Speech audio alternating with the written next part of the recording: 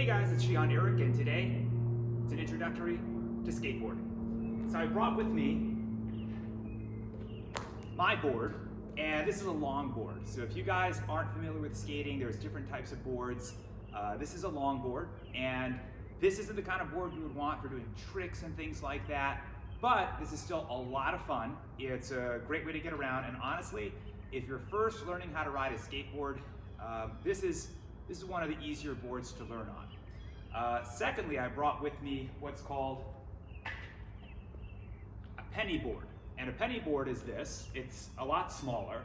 And if you're younger, in particular, like 7, 8, 9 years old, this one here, I strongly recommend this board. I do that for a couple of reasons. One is it's easy to learn on. 2, it's sized appropriately. And 3, they're inexpensive. Now next, if you're older and you want to ride a penny board or learn how to do it, these are great so you can throw it in your backpack. It's easy to carry. Penny boards are usually made out of plastic, meaning they're lightweight. So these are pretty awesome for that reason. But you want to make sure you're outfitted correctly. So, number 1, you got to get yourself a good helmet. So you guys probably have a helmet from bike riding, things like that. This is my helmet. You don't have to get something expensive. You just have to get something that works well and protects you. And honestly, I know maybe you don't feel like wearing a helmet or something like that, but it's not just about you being safe and you fall, but it's about being aware of people around you, right? So I may not see you, accidents can happen. Always better to be safe than sorry. Always put your helmet on.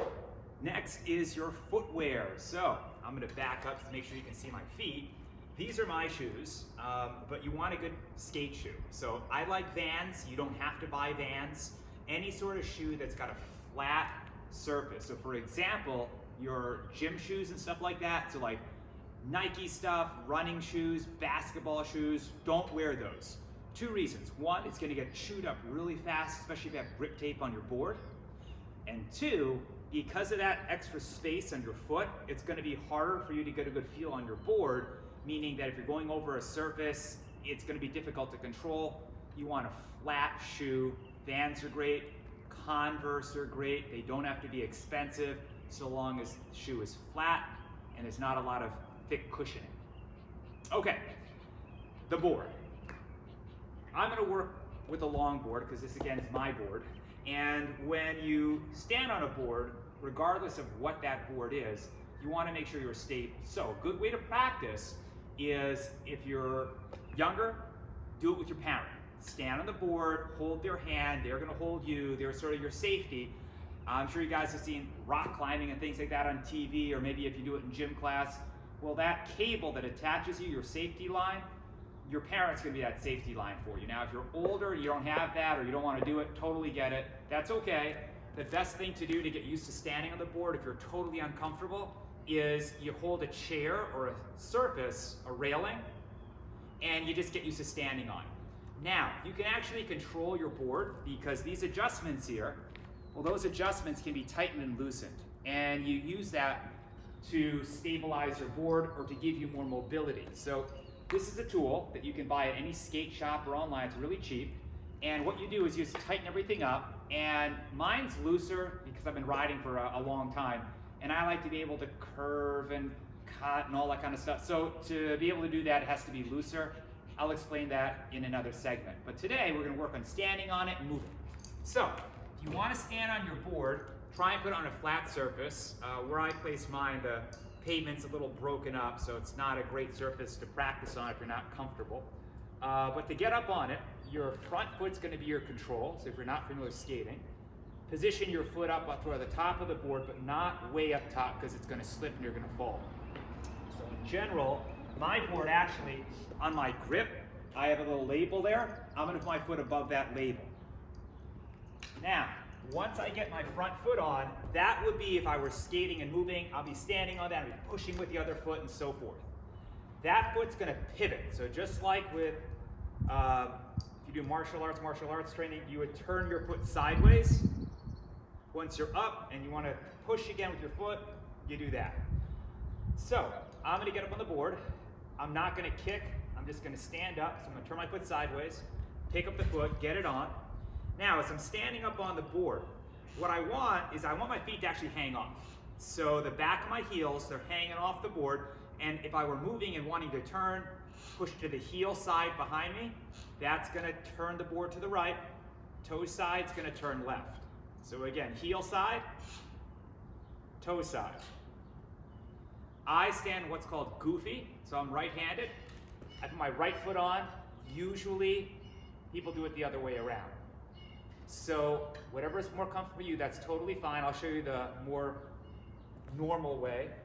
If I were right-handed, which I am, my left foot would be on, kick with the right, and I'd get up on this side. But I don't like that. I feel uncomfortable. I learned goofy, which means my dominant leg's here, I kick with the other one, and then when I get up, I'm kind of here. Remember, heel side turns you to the right, toe side left, or the opposite side in front, vice versa. Okay, so that's how to get up on your board. So how the heck do you move? Well, once you're on your board, what you would want to do is, again, kick. So, if I set up, I've got stability here. I would kick with my left foot. I'm going to back up in frame so you can see me clearly.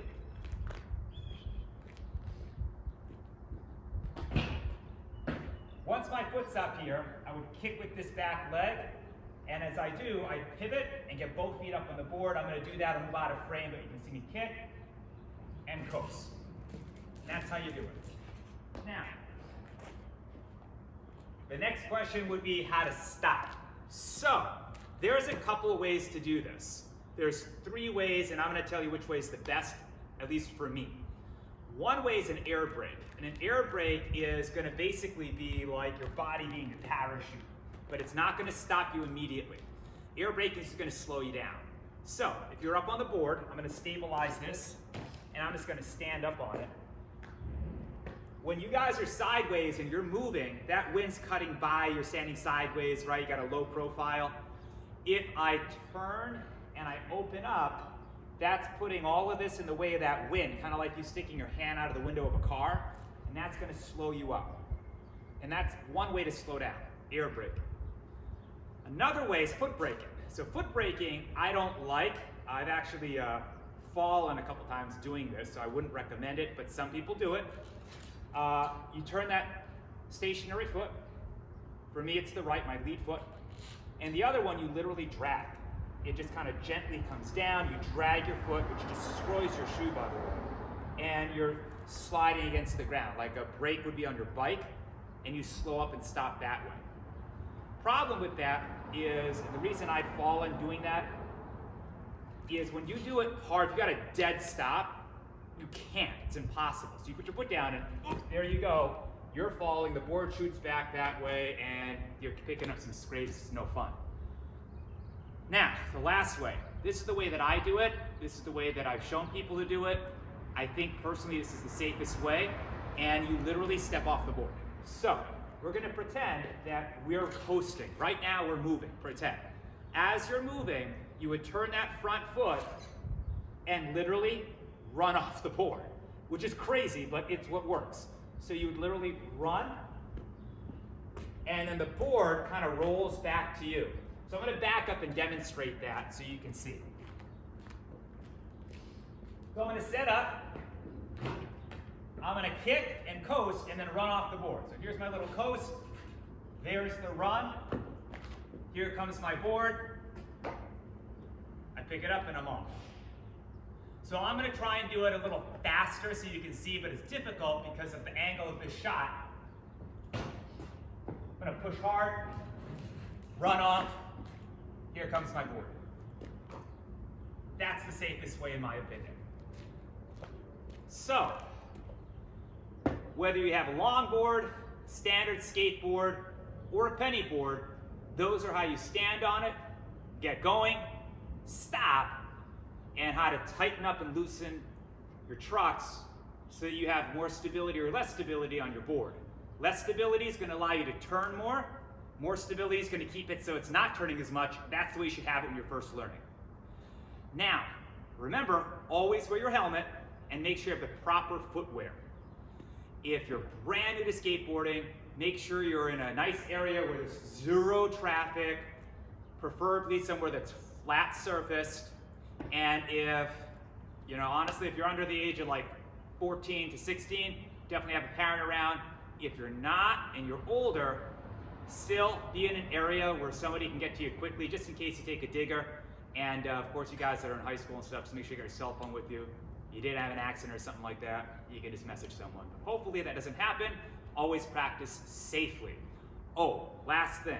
Make sure when you're practicing, make sure no matter what, you have to try and think safety first. So whatever that cool thing is your friend does, stuff like that, I mean, that's awesome, but don't go for that right away. Just work on your basics. I should mention one last thing, your wheels. I don't know if you can see clearly from this angle, but I have really huge wheels on this. They're 70mm wheels. I use this to get to and from places in the city. It works great for me. It's on like pavement, hard surfaces and stuff like that. The road's got cracks in it, ride right over with this stuff. And actually on this penny board, it's not quite as large of a wheel, but these are pretty significantly sized. The itsy bitsy ones that you might see or your friend may have on a standard deck, standard size skateboard, that's for like doing tricks and stuff. So you guys want to grind, do ollies, all sorts of cool tricks and stuff like that, whatever. That would be the type of wheel you would want because they're not going to turn as easily. So it's going to be a much rougher ride. You'll have to kick a lot more with your foot when you're trying to get somewhere. But because they don't turn as much, that would be what allows you to do those tricks. Honestly, what I'd recommend if you want to do those tricks, get 2 sets of wheels. One like this so you can get around, and then 2, the ones for the tricks. But don't go for that at first because you want to be safe. If you're doing those switching of wheels, make sure you have your skateboard tool. So that tool, again, looks just like this. Super cheap. It's essentially a small modified ratchet, and you would want to have that if you're changing out equipment a lot. And that's pretty much that. All right, guys, stay tuned for next time. We'll work on it again. Awesome. See you later.